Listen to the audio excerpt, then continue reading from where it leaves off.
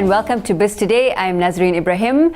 As always, your weekly edition of the show brings you the best in entrepreneurship in the South African context generally. We feature success stories, successful entrepreneurs, and get in industry experts who talk to us about trending business topics. Now, last week was an interesting one. We talked Bitcoin, but today we feature a success story in studio.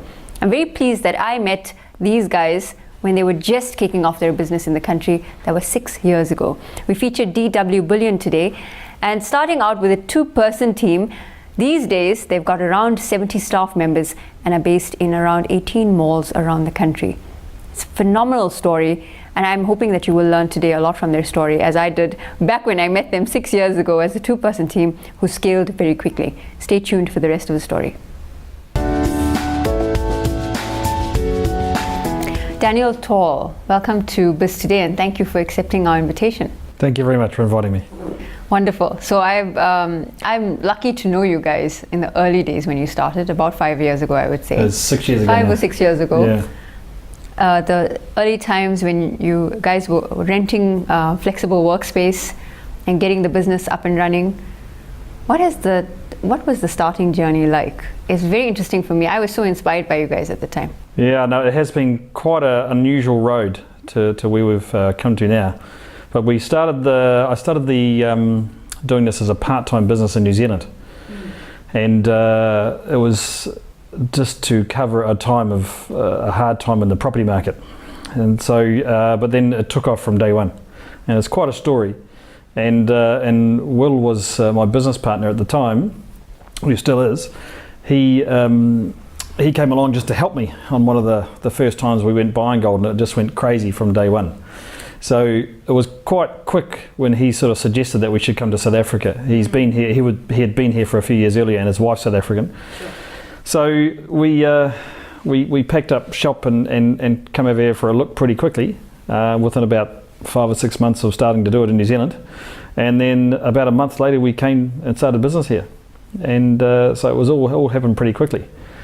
That's incredible for something to scale and move that quickly.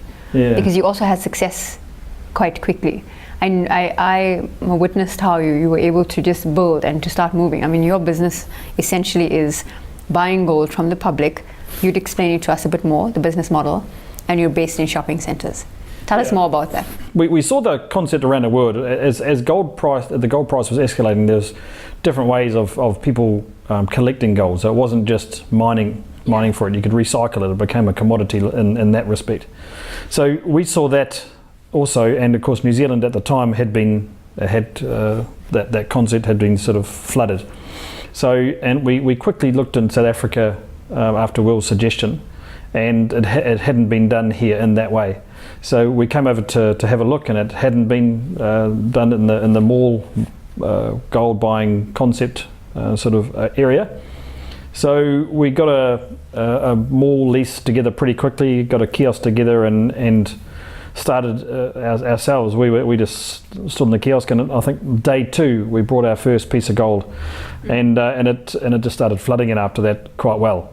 And so within about 2 weeks we had employed somebody. That lady still works for us in that same store, and we started from there. So it was must be about 2 or 3 months after we started, we decided that it was a successful model and we wanted to put another store in. We only ever wanted to go quite big. We didn't want to just keep it as a small operation. So I think the second one came after we decided. It was about 2 months later we opened another store, and then that year we opened another 11. So we opened 12 stores in 1 year. 12 stores in 1 year. So we started in about November 2010, and in 2011 we opened 11 other stores. So we had 12 in total, and that was a massive year of many mistakes, and we had very little control of what was going on and where the gold was going, and lots was going missing, and money going in the wrong places. So we grew far too quickly. I never understood the concept how an overly successful business can kill itself, but now I do. Yeah. And so that was one of our big early flaws. That's a very interesting story. Probably my over-ambitious nature was a lot to do with that. So Will was always trying to hold me back, and in some points, sometimes that's a good thing to do, and other times it's not. But that was But if we hadn't grown that bigly, that quickly, we wouldn't have got to where we are today, I don't think. 100%.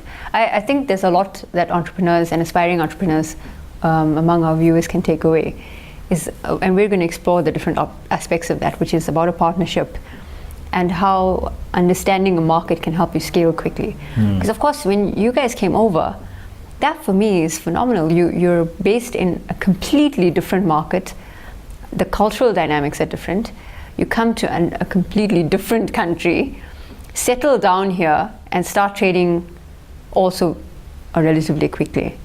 How did you find the South African, how would we say, the South African space to be in terms of entrepreneurship for you to be able to, was it easy for you to integrate?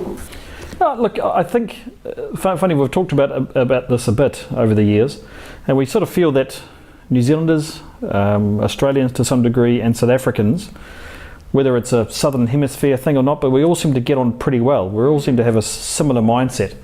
You know, there's cultural differences between the countries, and especially South Africa's are definitely very different to New Zealand. But the common people they seem to we get on well. We seem to understand each other, and we're not vastly different like you'd find in America or England to some degree.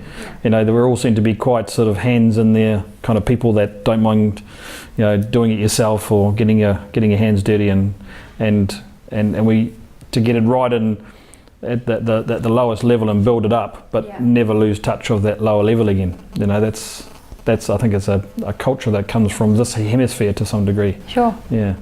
I like that you talked about how quickly you grew was because of your enthusiastic ambition to do so, but also your partner reined you in at certain times. Why is partnership so important in a business? How will it help aspiring entrepreneurs who are considering it? I think partnerships are almost crucial if you want to grow a business to a large degree. And the reason I say that is because there's not many business people in the world that sort of possess the right set of skills in all areas of your business to grow it huge. There's a few, but they're pretty rare. And so, I mean, I don't possess all the skills needed myself. I've got some skills in you know, a third of the area, I suppose, and definitely not all of it. And Will would probably say the same thing. So, you know, my skill set is sort of marketing and growth, and I like building things, or whether it's something in my garage or a business, a similar thing. But Will likes putting puzzle pieces together, and especially in the financial side of it.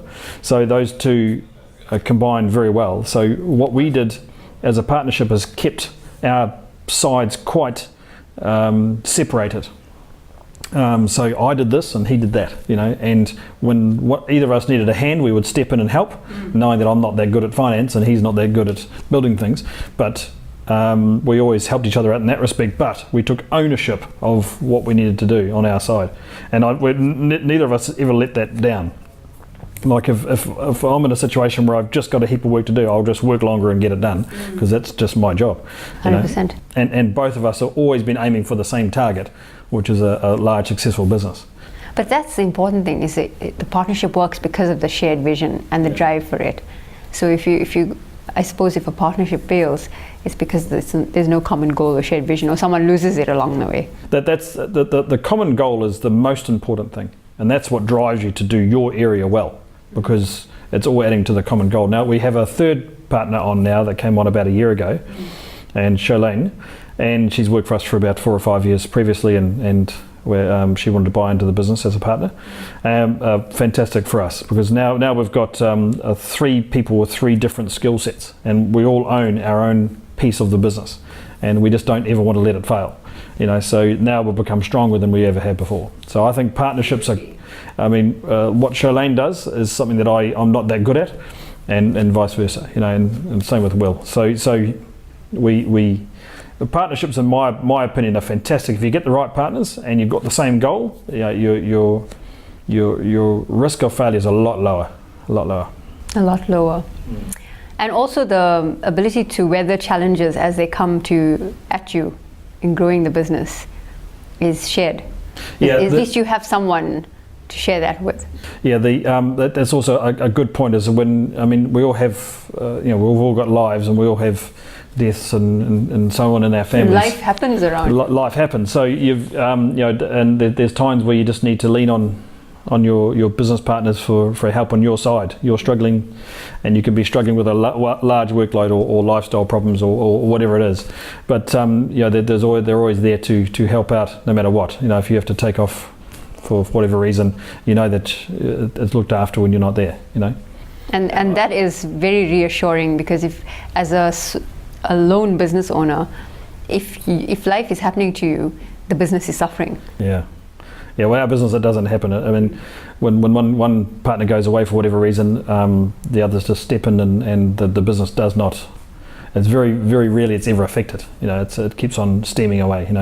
What are some of the challenges you collectively have faced in building the business over the years, and what were some of the biggest ones, and how did you overcome them? The biggest ones will be understanding how staff mentality work. And working with staff and not against staff. That was one of probably the biggest things that I've noticed or felt. I feel I can inspire people, but not always in the best way that I could have. And I've learned a lot. We've actually all learned a lot about how to handle staff. Inspire staff to do good for them and for us. Of course. So that was one of the big hurdles to learn. I've never really had staff before I started this business with Will. And now we've got lots of staff now. So that was one of the big ones. Other challenges is we're halfway between a commodity dealer and a retailer. So even though we have fixed costs of a retailer, our margins change because our commodity price changes. So we're a combination between them. That's caused a few challenges over the time. And other challenges would be controlling the financial side of it in that degree, making sure that you have money up your sleeve no matter what. So we used to run quite a tight financial line before for growth and so forth. Yeah. But we slowed that right down and reined ourselves in a bit and got some money behind us before we decided to carry on growing. Yeah. If you've just tuned in to Biz Today, we're speaking with our success story of the week, Daniel Tall, one of the founders of DW Bullion. You would know this very incredible brand because you've probably seen it at your local mall where they buy, am I right, Daniel? Secondhand jewelry? That's right, yep. So we'll be exploring the rest of his story after the break. Stay tuned.